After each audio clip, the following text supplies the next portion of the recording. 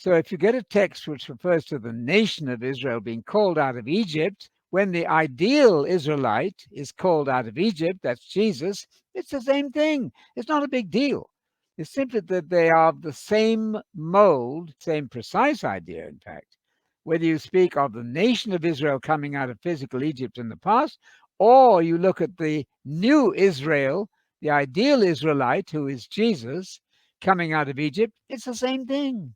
It's a very economic way of writing, by the way, because you can cover a whole lot of subjects by making one statement. And here, then, you're to think and to learn that Jesus is the ideal Israel. And if he came out of Egypt with his mother and father, well, that's exactly the same idea as the ancient Old Covenant Israel coming out of the land of Egypt. So, Yeah, it reminds me, Anthony, of Daniel 7, the yep, famous vision there, where this Son of Man figure and yes, the sons of the Most High are obviously representative of one another. What is said about the Son of Man is yes, said about the sons of the Most High. So the nations will belong to the Son of Man, and they yes, will also belong to the sons of the Most High. For example, as the vision ends here, Daniel 7:25, the beast will speak out against the Most High, wear down the saints. But then the sovereignty, dominion, in other words, the kingdom, the greatness of all the other kingdoms under the whole heaven will be given to the people of the saints of the highest one. So what belongs to them belongs to the Son of Man, and yes. vice versa. So I'm glad you mentioned that because a favorite verse of mine, the end of that verse you have on the screen is mistranslated. The whole kingdom under the whole heaven, nothing to do with going to heaven, will be given to the saints. That's you, the true believer. Galatians 6:16. And all kingdoms and nations will serve and obey them. That's mistranslated in your Bible. A stupendous truth is hiding there. It's not that the world is going to obey God. Of course, they're going to do that.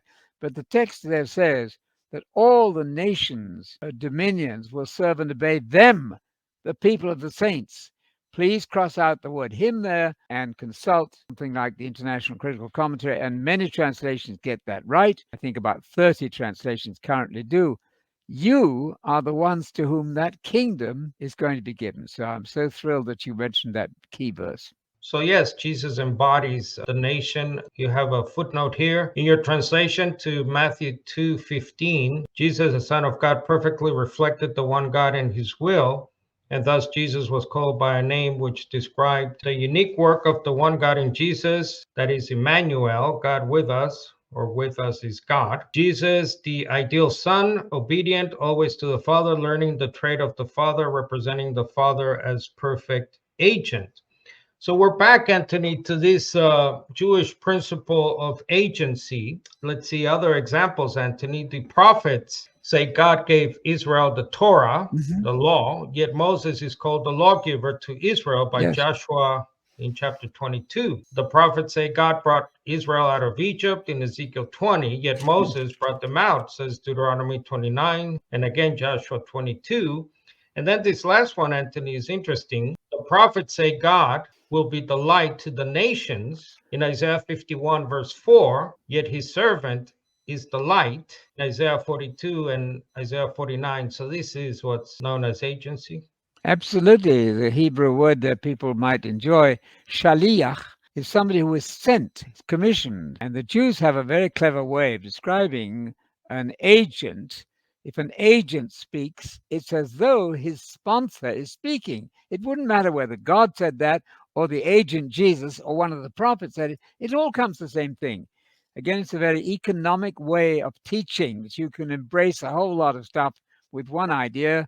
And you mentioned then one of the great keys to Bible study.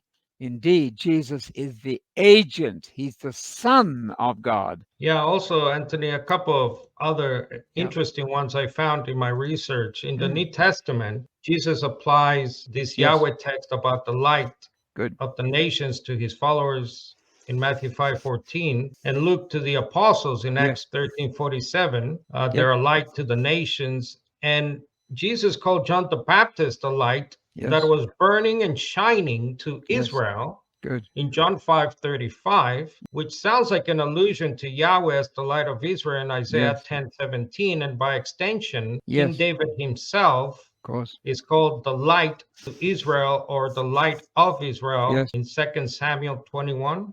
Then the men of David swore to him, saying, "You shall not go out again with us to battle, so that you do not extinguish the lamp or the light of Israel." We got then showed the concept of agency is essential to understanding the Bible. Absolutely. Totally right. Agency, most important.